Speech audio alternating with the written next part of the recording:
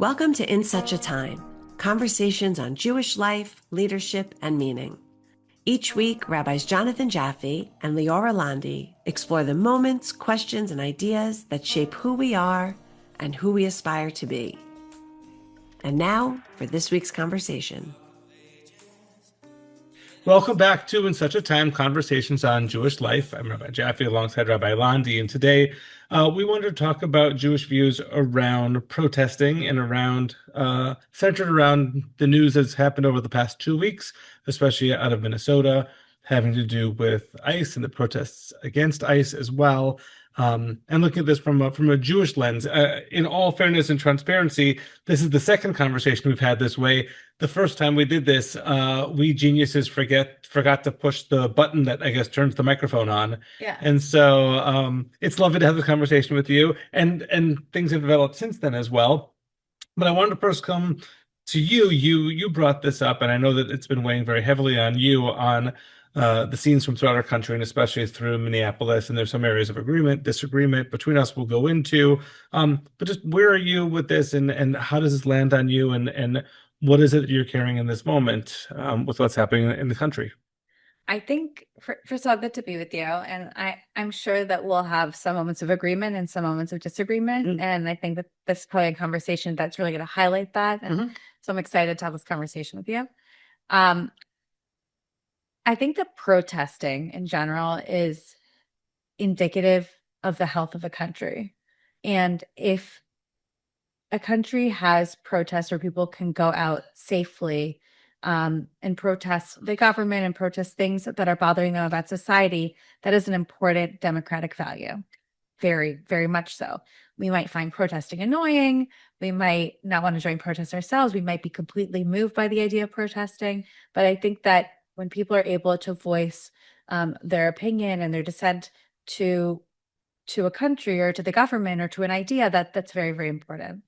I think that what has happened over the past few weeks is something that a lot of people find disturbing, including myself, is that these protests have become violent and people have lost their lives.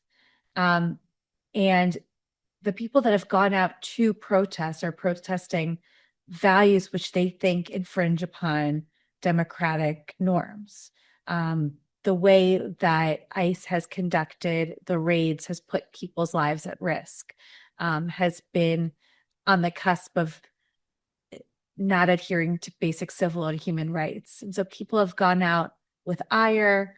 In some ways, there might be provocation that has led to an escalation of violence between protesters and ICE agents. And it's a moment that just really hits me kind of in the gut, because when we get to a moment in our society where you can't protest without fear of literally losing your life, then that's a moment that we need to stop and reflect upon. I'm going to start where we absolutely agree. I think that much of this we agree upon. I think that nonviolent protest is a hallmark of a healthy democratic society. Absolutely. And tying this to my own Jewish values, I liken this to Abraham protesting against God in Sodom and Gomorrah in Parshat Vayera, which God says that the people of Sodom and Gomorrah, their evil is too great, I will sweep them away. And Moses calls out and says, will the creator of justice not be just himself? And holds up a mirror to God to say, how can you call yourself a source of mishpat, of justice, when you yourself are not going to enact the same? And they go through this negotiation, and eventually it's down just to 10 innocent people. Although it's notable that Moses' protest fails, that ultimately that there aren't the innocent people who are found, and that God does end up smiting Sodom and Gomorrah. Abraham, excuse me. Thank you so much.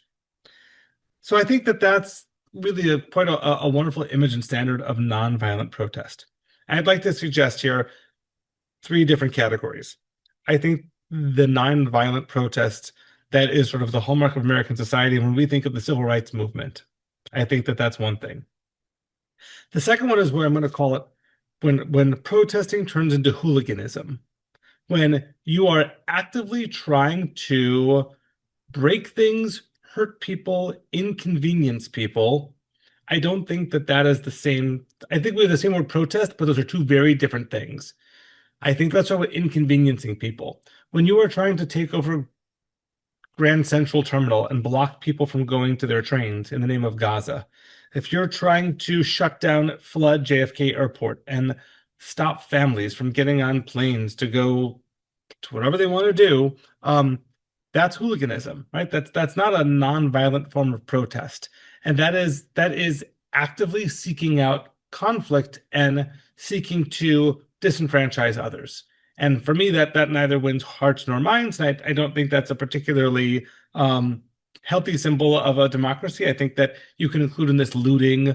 You can include in this when people are shouting things that are offensive, right? So I think that that's the hooliganism is the second phase, and I've likened this much more to Korach in approaching Moses and trying to embarrass and stop Moses from being able to lead. And that is not a non-violent protest. You know, we're recording this the week of Yitro. Yitro gives the same advice to Moses in a non-violent and helpful way. Hey, Moses, you should delegate once in a while. Korach is trying to impede Moses's job as a leader. The third level, I would say, is when you are actively seeking to block law enforcement from doing their job. You may disagree with their job, and you may even disagree with how they're doing that job. And we would probably agree that there's a lot of things that ICE has been doing that we disagree with how they've been handling their job.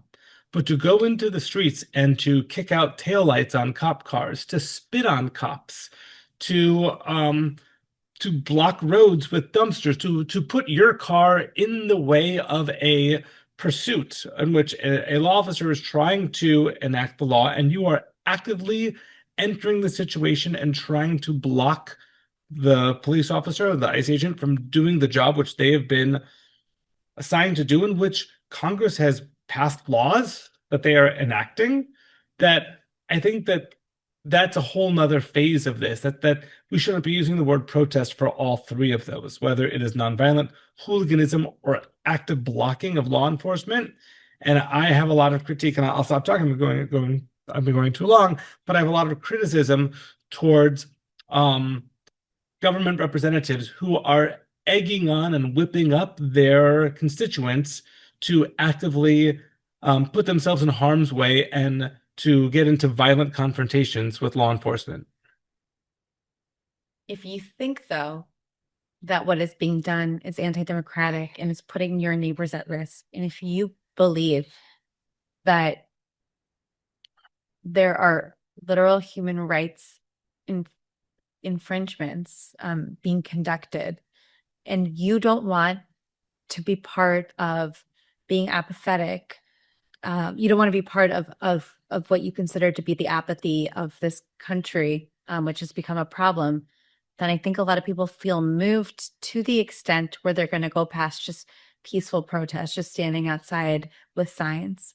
I'm not condemning or condoning that. I'm not sure what I feel about that. I've personally partaken in many protests. I've never partaken in a violent protest. I've seen protests get violent with my own eyes, and it's often disturbing. But it's also understandable why frustration and why stressful situations can escalate to that. And so my question for you, I'm gonna throw it back at you a little bit, is what happens? What are you supposed to do besides for voting, which is the most effective way to enact change? What are you supposed to do when you see something that you believe to be so undemocratic, so unjust, hurting people that you care about, people that you don't even know?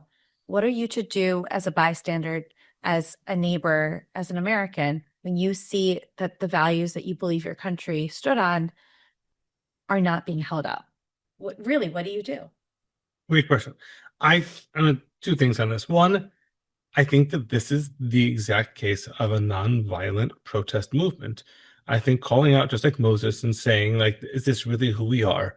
I think that peacefully protesting outside of ICE offices, I think standing on the street, not blocking the policeman, but filming it, as so many of these terrible things that have been filmed, but don't get up into the cop's face and spit at them, but to be a mirror and to call out for this injustice without inserting yourself and actively trying to block law enforcement. How about hiding your neighbors?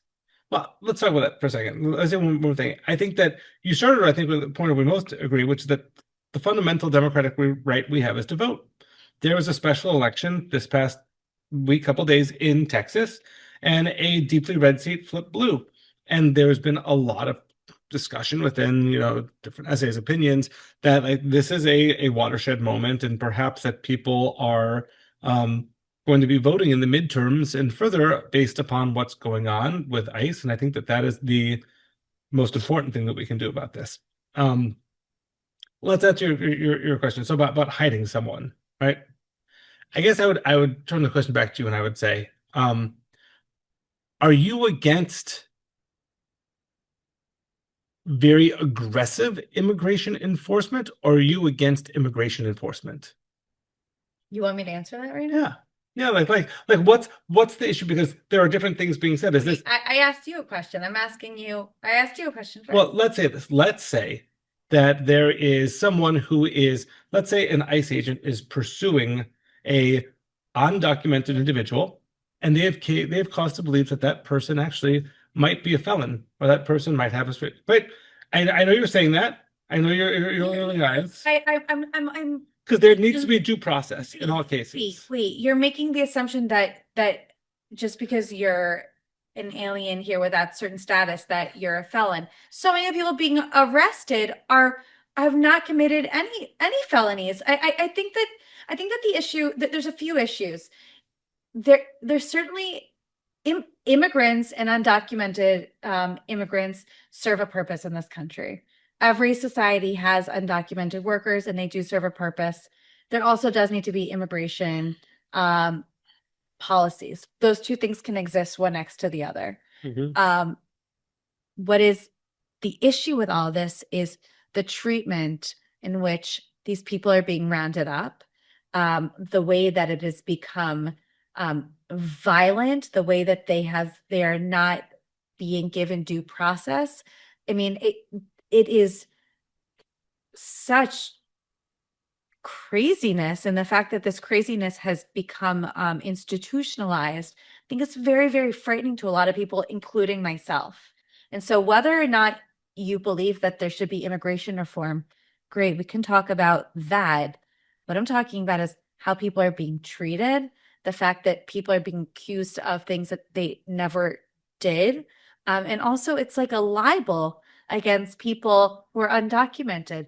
A lot of people come to this country either for financial opportunity or for refuge, and they can't get certain refugee status. There's a lot of reason why somebody leaves their country and comes to another country illegally. It's not usually because life is so great for them. And I think we should have some rachamim. We should have compassion for people who are really not in a good situation in their life, in our country, going after them in such an aggressive and violent way. I can understand why that would make people who care about those people irate and want to stand up to that and see these people who they believe to be the underdogs of society being brutalized. So as a human that cares about other humans, it's so disconcerting. In some ways, I'm moved by the fact that protesters have put themselves out there. Wait, I see your face. I'm moved that people have put themselves out there for something that they believe in. I also have so much compassion and sympathy. And I can't say empathy because I've never been in that position, for law enforcement officers who have the hardest job in the whole world, who are in these terrible watch it every moment. And watch it every moment. Who are not always trained in the way that they need to be, who are under the most stressful situations, and people are instigating. All of that exists together. I know you like to say, I'd like to hold it all together and hold two truths at once. All of that is true. Like, they're in a terrible position.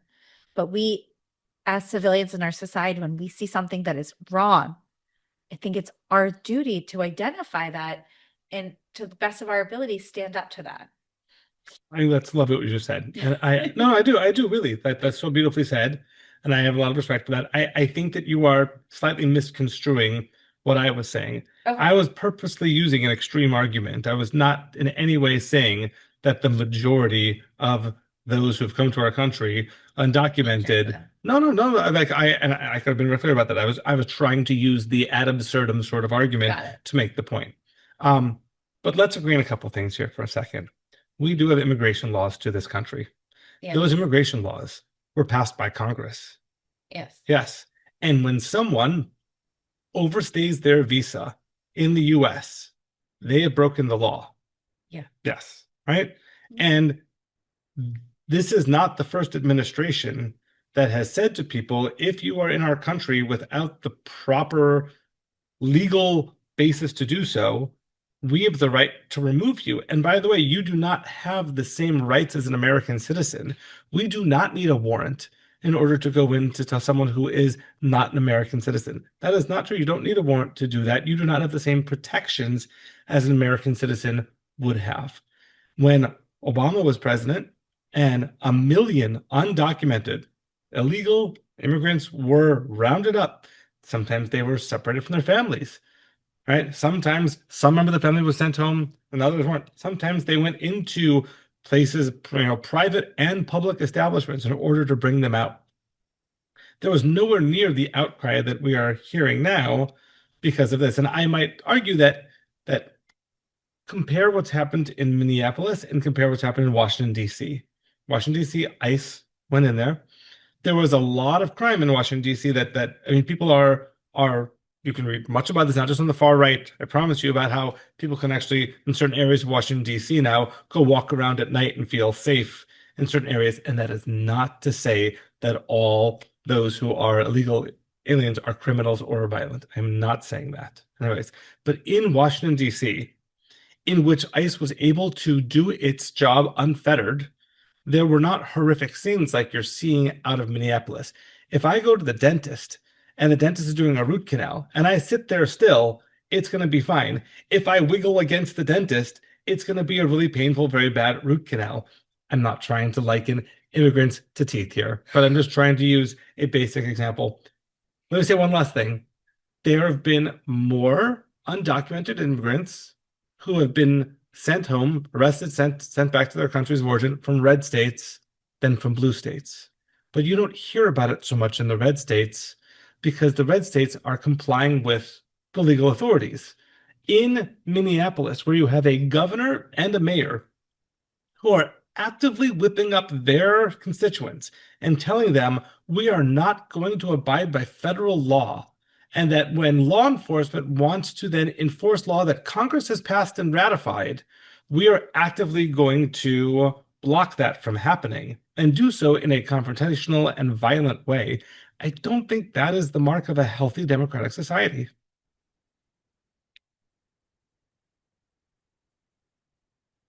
I think that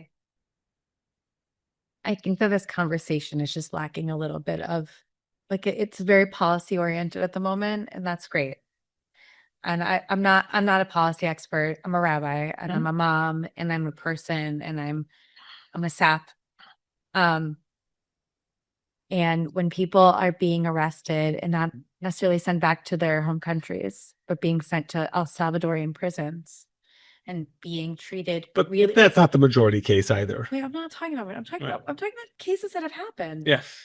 It doesn't matter. The numbers are important, sure, but like, the world is made up of stories of people who are suffering, and I don't wish upon either one of us to ever have to be refugees ever again, or ever have to be people who are seeking opportunity and have to leave our home countries. And when I'm thinking about, and I know that you and I just see the world very differently, and I think that we're actually probably saying a lot of the same things, but I think you're identifying a macro, and I'm looking very into the micro right now.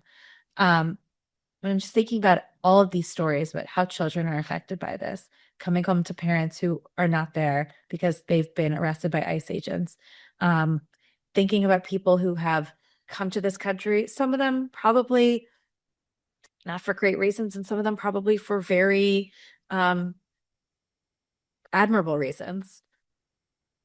And when you break it down and think of each one of these people as people, you just hope that they're treated with dignity and that they're safe and that our country treats people, even those who are here illegally, as human beings, as living creatures. I'm just so disenfranchised by this, by kind of like by the greater discourse at the moment. It's just, in my opinion, you always just have to look at the humanity in the situation, and that's always my starting point. So go back to the question I asked you. What is a humane way to go about enforcing the laws that have been enacted by Congress when it comes to people being in our country illegally? Well, I think that these ICE sweeps, the way that they're being conducted, What is an ICE sweep? Just be very clear. when people are going, when there's an identified area where there might be illegal immigrants, and just going in, identifying that in order to arrest, not because there's been a provocation. That's bad? I'm not saying that's bad. I'm saying that that is a recipe for explosive situations sometimes. Number one. Number two, if you are arrested because you're illegal, you have to be ready to deal with that, because that's a choice that you've made. Mhm. I just hope that those people are given due process and have some kind of ability to communicate with their families about what is happening to them. They do, but they don't have the same level of rights as an American citizen would. They don't always have the same access of anything. They don't have always the same access to the same conditions, safe conditions, to the same access to counsel, to reach their families. And so I'm just trying to put myself in a situation where I come home and I find out that one of my family members isn't there anymore. I'm not talking about the policy for a moment. I know you want to talk about the policy. I don't right now. I want to talk about this. We have to see. I think that what people are identifying in Minnesota, and I'm sorry that I cut you off right now. Oh, please. But I think what people are identifying in Minnesota is not the policy issue. You can talk about policy. You can talk about how you want to do something and how you want to make it happen, how you want to make it more humane. But the issue is that it's not being done that way right now. And people have muscle memory from the past century. And wait, I'm going to go there. People have muscle memory from the past century, watching people in the world being treated inhumanely and gathered. And whether that's a good comparison or not is something else. But I think that that's people's reaction, that we don't want to stand idly by. I'm not saying we as Leora, Rabbi, and Londy. I'm saying we as a nation don't want to stand idly by seeing actions that make our skin crawl take place. Again, do countries need to have immigration laws? Yes, they do. But the way that they're enforced, and I think that that is the general sense of gripe with this administration. It's not necessarily what is happening, it's not necessarily the ideas that are being proposed. It's how they're being enacted, which is always on the fringe of what seems to be humane, legal, democratic. That's what I'm trying to say. We can go back to the policy conversation. I didn't mean to cut you off. You didn't cut me off, and I think that what you're saying is really valuable. And I think that one of the things about the conversations between us like this so rich is that we do come to this from different viewpoints. I in no way seek to like diminish the humanity and the pain and the suffering of what's happening. And we haven't mentioned the names of Alex Preddy or Renee Good, and we could argue about whether or not they should have been where they were and doing what they were at that time, especially for Alex Preddy, but actually especially for Renee Good. Both their loss of life is an absolute tragedy, and no matter what mistakes I may think that one or both of them have done, that the fact that an ICE agent killed the two of them, they need to be prosecuted. They need to be under the full process of law, and that it shows a lack of training, a lack of preparation, a lack of awareness when it comes to the ICE agents who took their lives.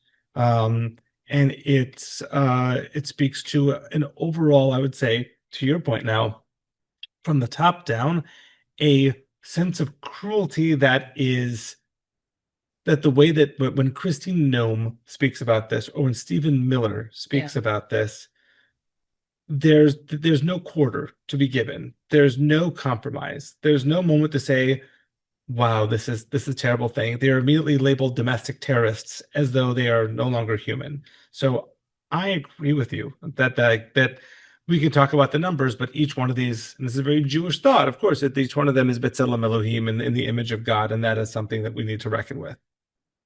Now, that all being said, I think it is, I'm not saying you're doing this, but I'm saying often so easy and so lazy to speak in gushing platitudes about no one being illegal and about ICE out. But you said that no one's. Well, I'm not. Okay. No. Oh, who did?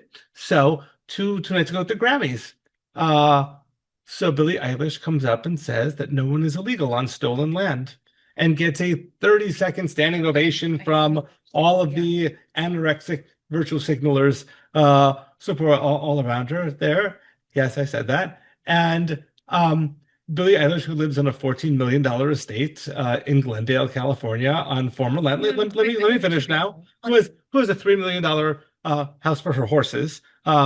I don't see her putting hers up for sale. Exactly, giving it there, and gets this standing ovation, right, for this. And Bad Bunny gets up and says, "ICE out." So that's when you say that, like, what are you have to get to the policy for that. Let me finish. I just have to agree. Is Eilish actually saying that we should have zero borders whatsoever, and that everyone in the world should be able to go and live anywhere they want? Then you don't have a country anymore. It is a silly, ridiculous, immature thing to say, but it feels good. You might as well, get up there in New York and say, New York City, the best city in the world, and the crowd will cheer for you, right? And to say ICE out, well, what does that mean? Are you advocating should ICE be abolished altogether, and that we should choose selectively not to enforce certain laws passed by Congress because we over here in our state don't like that, right? Are you saying that ICE should be out of certain situations? If so, what situations? This is why I'm saying to you, like, if ICE is pursuing, if they have, one of the worst kept secrets of illegal immigration is to the degree to which corporations have taken advantage of illegal immigrants in order to pay terrible wages and work in terrible conditions, and that their employees then have no recourse against them. So if you find out that the ConAgra plant in Nebraska by your town is completely sidestepping the law and is hiring tons of illegal immigrants, an ICE sweep telling ICE to go there and to look for documentation and to both then pursue legal action against the company and to remove the people who are here illegally, is that cruel? Is that, like, you do eventually have to come to things are done. There has to be policy underneath the platitudes. I agree with that. Mm-hmm. I agree with that. I also don't take my moral standings from Bad Bunny and Billie Eilish. I think that But there's a lot of this country that does. And by the way, and I would say when Tim Waltz says that, likens the immigrants to Anne Frank hiding away and makes those really irresponsible Nazi comparisons, and when Jacob Fry, the mayor, actively whips up and tells his constituents they are not going to abide by federal law and that they should stop federal officials from pursuing that law. I mean, he's always been on the fringe of the Democratic Party, or he was. I guess he's not so much fringe anymore. Fry, he's always made pretty outrageous statements that over the past few years have had a lot of traction because people wait. But he's celebrated as a hero in even last week we talked to. I think it's important to unpack that. People are feeling, I think. I'll speak about, not say people, me. I look at what's going on in the country and I sometimes say, like, like, all of this, can't we just get rid of it and start over and think of new policies? And sometimes people say those internal thoughts out loud and get a lot, and other people go, oh, I think that too, and I think that too. There's not necessarily a plan behind any of that. There's not the next step behind any of that. Well, if you abolish police, then what do you do for law enforcement? Like, it's not, sometimes it's a thought that gets way too much it gets too big of a platform. But I think that you can't go from here to there. Like, you just can't make that jump. You just say, okay, what's between those statements and these statements? There's work that has to be done. There's ideas that have to be processed.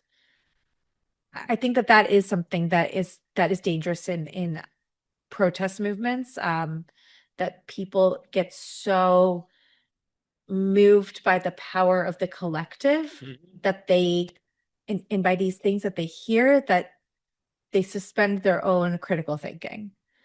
I think that happens often. That's a bad thing. I think that happens often. Yes.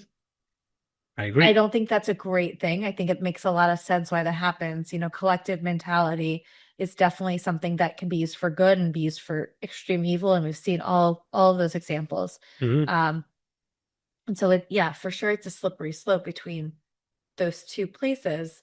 Can I use a personal example for a moment? And this is I don't know if you're aware if you guys had this conversation. There's a restaurant in Northern Westchester that both of us know fairly well. And that restaurant recently had an arrest at their restaurant for an undocumented individual. And ICE came to the restaurant and arrested this individual.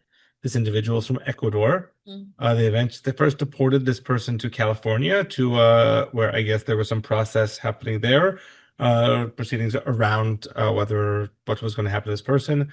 The person eventually agreed to be sent back to Ecuador, where the rest of their family lives. This person was a good employee, was not a criminal by any means. This is a person who came to our country looking for a better life. Yeah. But this person had broken the law by overstaying a visa or sneaking in across the border and being here. Now, you sometimes say to me, we have these discussions, like, are there ever things where you would be more critical of those on the right or those in the center? I like to think of myself as a centrist this way. So let me say that the ultimate tragedy in all of this is that Congress came up with a comprehensive immigration reform plan that was towards the end of the Biden presidency, and that at Trump's behest, the Republican Congress buried it because they wanted to keep that as an election issue, which turned out to be, for them, a prudent political thing to do, but it was an incredibly cynical thing, and they are playing with people's lives. Totally. And that it was one of those times where our country actually had a moment where there could be a compromise to say, as I think the vast majority of Americans would say, we need to seal the border to make sure we know who's coming in and who's coming out. And once we seal the border, we then have to create a door and a way for people who want to come to our country in search of a better life, like many of our ancestors did, to do so legally. And that moment was squandered in a terrible, cynical way. And I will join you in every condemnation of Republicans and the right for missing that moment. But let me liken to give another analogy now for a moment. We are aware that in Israel that there is an issue happening with protests as well. And I think that there's something to learn from that. And in these protests, you have Haredim, you have the ultra-Orthodox, who are protesting against being enlisted in the military, this conscription bill. But they are not doing protest, they are doing hooliganism, or they are going to the third step of actually trying to block law officials, people from doing what they need to do. And in famous cases that there are two young men who have died, Haredi men, because they are intentionally putting themselves in precarious situations. One fell from a crane while protesting. He committed suicide. Is that true? They found at the end? Yeah, that's what they found. And then the one about 2 weeks ago now, in which there was a bus that was being driven through an ultra-Orthodox neighborhood in Jerusalem. They tried to stop it. They put, again, dumpsters on fire in the middle of the street, as this happens quite often, as you know, not often, but it's not the first time in Israel. And rabbis whipping up their followers, and especially young boys. I think it was a 12-year-old boy, but if you watch the video, there's a panicked, petrified Arab-Israeli bus driver who's just trying to do his job, and there are kids everywhere hanging on, around, banging on the bus, screaming at him, spitting on the bus, and he's trying to go slowly and get them to move out of the way. And eventually, as he goes and tries to find a clear spot, one of the kids hanging on the front of the bus gets pulled underneath and gets killed. Yeah. right?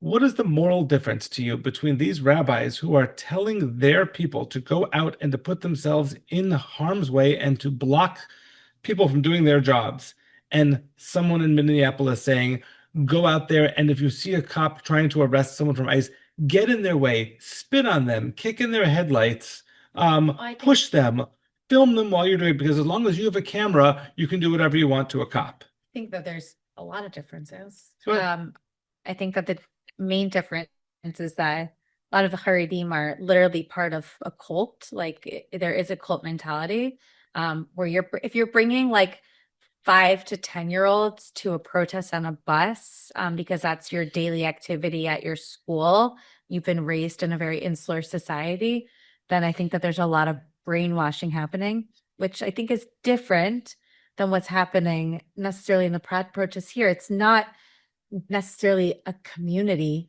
of organized people coming out together. I think it's maybe more and more it is, but it's individuals who are pissed off. Sorry for my language. Who are that's your bad language? It's not, but shame. It's the worst I'm going to use here. ICE is going to come for you. Nope. Okay, we're going to backtrack that. Go on. And I don't know where to go from there. And it's people who are upset and coming out as individuals to protest something that is really, really upsetting to them. I don't think it's the same collective mentality. America is not known for being a communal society, a collective society. So I think that there is a difference there. Can I comment on that or not yet? Yeah, comment. I'm still processing your question. I agree and disagree with you in that I think you're right about some of the more cultier qualities that have to do with parts of the Hasidic, not all of the Hasidic community. However, I think that in America, as politics increasingly supersedes religion as markers of who we are and the people that we surround ourselves with, I think that politics acts in America much more like religion and like fundamentalist religion acts in Israel and other parts of the world. And when you look at, we talk about what people are more willing these days to intermarry than they are to have their child marry someone of another political party. And I do think that there are on both the left and the right examples of political fanaticism, of bringing your babies and going in harm's way and acting a little bit cultish like the Haredi. And I think that you would say some of the Trump rallies, I would say this way. And I would say that some of the rallies against ICE and some of the Democratic rallies are of this way. And I fear them in both. And I'm going to go back to one other thing I was saying before. My same issue with the platitudes, the empty platitudes of no one is illegal or ICE out, is the same one and touches on a personal one for me with when someone says free Palestine.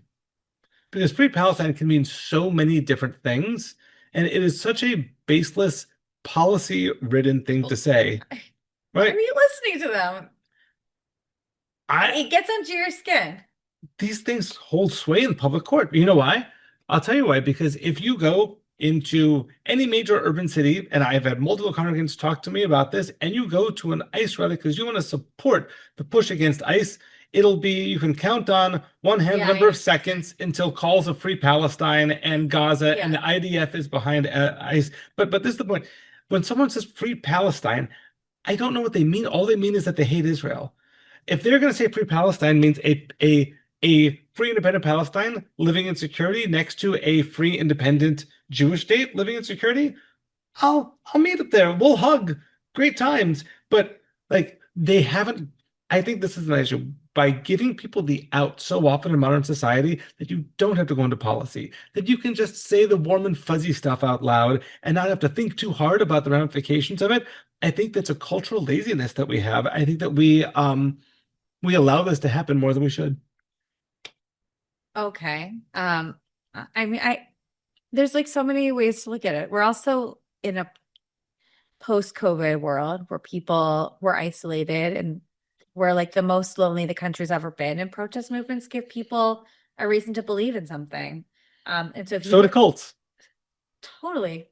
So do religions. Yes. So do a lot of things. Yes. And when you are moved by something, and it's brought you community and it's brought you a voice and it's like it's empowered you, yeah, that sounds pretty great for like, you can understand why people would want to join that. And so I think that you're right to bring that up in the sense that if you are participating in a protest, make sure that you know what you believe. Make sure that and you're informed about it. And if you're not and you're going just to experience it, also fine. But what are you actually asking for at that protest? What do you really want? So it can't just be ice out. No. Protests are not about asking for things. Maybe that's the civil rights movement was in some ways, but I also think it's about people identifying other like-minded people and coming together and saying we can enact change together. Look, we're not by ourselves. Like protests I think are about identifying that we're stronger than we think we are. Like as a collective, we're stronger than we are as individuals. I think that that's what protest movements are about. And I think that sometimes the messages are mixed. I used to go to the protests in Tel Aviv and I'd walk the streets at Saturday night, and I'd walk the streets and it was so interesting. There were like, I'd come home, I'd think about like, what protest was I at? Was it for democracy? Was it against the occupation? Was it against the judicial reform? Was it against the right wing? Was it against religious? Was it against secular? Like there were all these protests that had this meeting together. And I thought it to be interesting and fascinating. And I liked being in that space to see how people identified. I think me personally, I'm very moved by protests because I like the idea of collective. That's why I work at a synagogue. Like collective work is meaningful for me, but I'm also somebody that is never really comfortable identifying as like belonging to that protest movement or to that specific idea. My favorite, this is I guess making fun out of it, but there were more protest movements between this protest movement and it was the country the country wants social justice. And I used to go to some of those protests, and it was like there were tent cities that would be set up because there was an affordability issue in Tel Aviv, and it was really interesting. And my favorite was I was at one of the protests, and somebody had like a whole group of people protesting with signs, and I read the sign, and there were signs of pizza, and it said pizza even say team. The people want pizza with olives. And I just thought that was like such a great parody and commentary on it. Like we just so want to believe in something. I think you're making my point. I'm making your point. I'm not making your point. Like I agree. Yeah, you need to believe in something. People want to believe in something. Yeah. Make sure that if you're moved by this collective angst and this need to speak up, that have knowledge about what it is that you're speaking up. I agree. Like that. I'm very uncomfortable by some of the movements where it's clear that people just want to be there for the sake of being there. Here's more of that. Sometimes they want to be there because that's what the cool kids are doing. Sure. On college campuses, when they interview these kids at the Free Palestine things, and the kids have no idea of the history of Israel, but they know these other kids are cool, or maybe of their own white guilt, they feel like they have to be there and support, and they have no idea what they're actually protesting for, then I think that's irresponsible. And I don't think we should champion that. I think that we should look down on that, and we should criticize people and say, don't protest things that you have no idea what you're talking about. Yes, but also, and I'm not like a social activist rabbi. That's not like my, that's not my hat. No, in grade if I was, but that's not like how I perceive myself in the world. But if you want to protest and that's meaningful for you, go out there and do it and be thoughtful and also be ready. Get informed. Get informed and be ready to, if you're putting yourself on the line, understand what the consequences of your actions are. Yeah. I think that's really, really important. Can I say a couple things? I think again that the protests in Israel are such a great example of two different forms of protesting.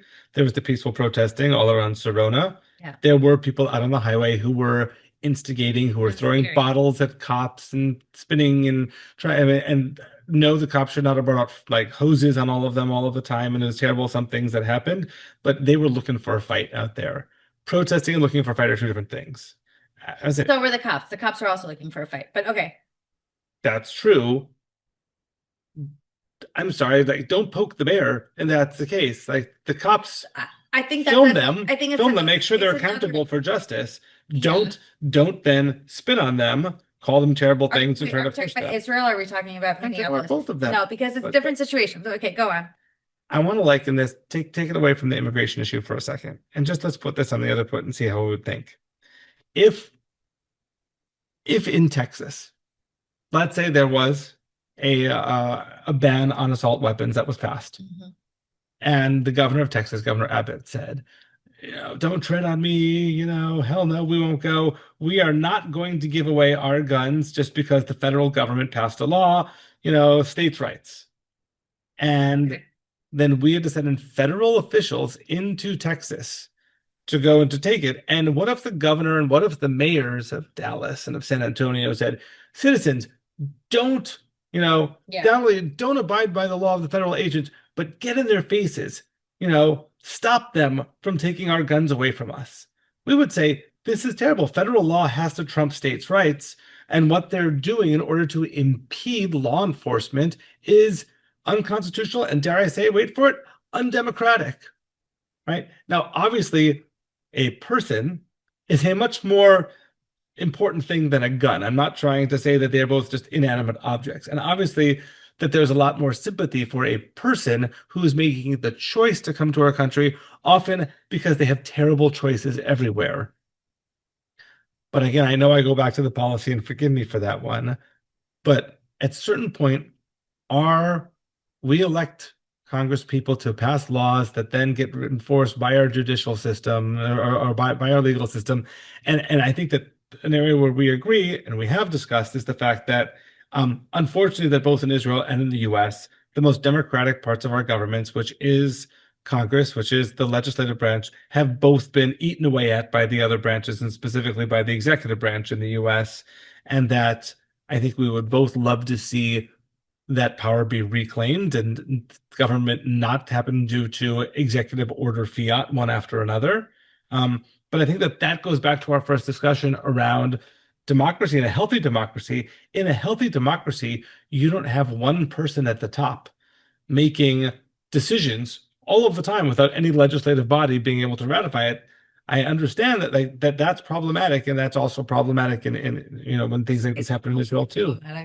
Go on. What do you mean? Yeah. What when you lose the democratic flavor of a country little by little, that's problematic.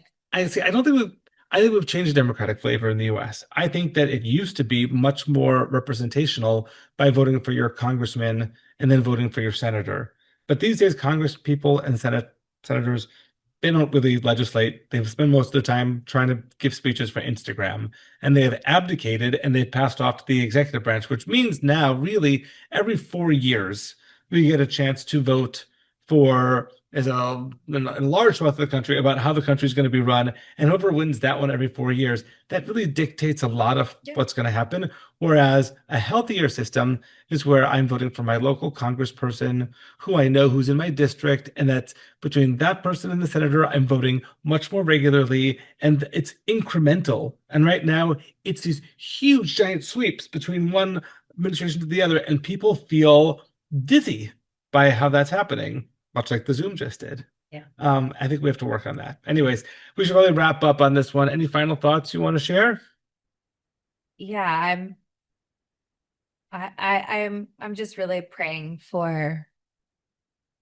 I'm just praying for calm, and I'm praying for people to have a little bit of just be thoughtful before they act, and if they do act, be really determined and steadfast and just thoughtful about what they're doing and why they're doing it. And I pray for the peace of our country, and I pray for those who may or may not be deported, and I pray for law enforcement officers, and I pray for cities to have calm, and I just hope that we find a way of having policy without hurting people deeply and pretty chaotically and horrifically, in my opinion. I want to end and I want to highlight platform two really, I think, powerful moments of protest over the past month. The first one was just what happened in Iran and how absolutely tragic it is that people did peacefully take to the streets. And yes, there were some non-peaceful in Iran as well, but overall, from what we've seen here, peaceful, in which 20 to 30,000, and estimates are coming in, were gunned down by their own government for peacefully protesting. And I don't think this episode is quite over at this moment, but I think the incredible courage of the Iranian people in doing so, I can't imagine doing similar in that kind of circumstance. And I just think that it's funny how little attention that courage is given by sort of the protesting class in America these days. And then one that maybe a lot of people don't know about is there was a beautiful, powerful protest this past Saturday night in Israel in which Jews and Arabs marched hand in hand.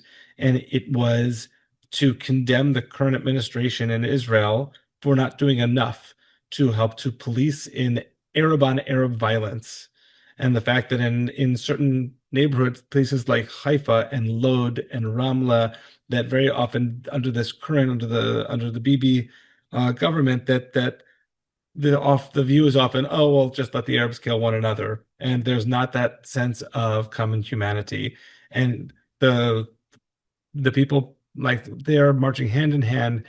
I think it also speaks to the fact that when October the 7th happened, that Sinwar's ultimate vision was that the 2 million Arabs living in Israel would rise up and slaughter their neighbors. And they didn't. And under very difficult, uncomfortable circumstances, the Arab population in Israel continued to serve and live in Israeli lives and to be side by side with their Israeli neighbors. And I think that my prayer, my hope, is that there is a recognition more and more now in Israel of the importance and of the common humanity of the Arab-Israeli population, and that their destinies are intertwined in Israel's future. Okay. Thank you. We ended on agreement. Look at that. Yeah, I'm nervous for our country. I know you are. To be continued. Thanks, everyone. Thanks for joining us on In Such a Time. Make sure to subscribe wherever you listen to your podcasts. To learn more about Rabbis Jonathan Jaffe and Leora Londy, or to connect with Temple Bethel of Northern Westchester, visit bethelnw.org, or follow us on Instagram and Facebook at Temple Bethel NW. Thanks for listening.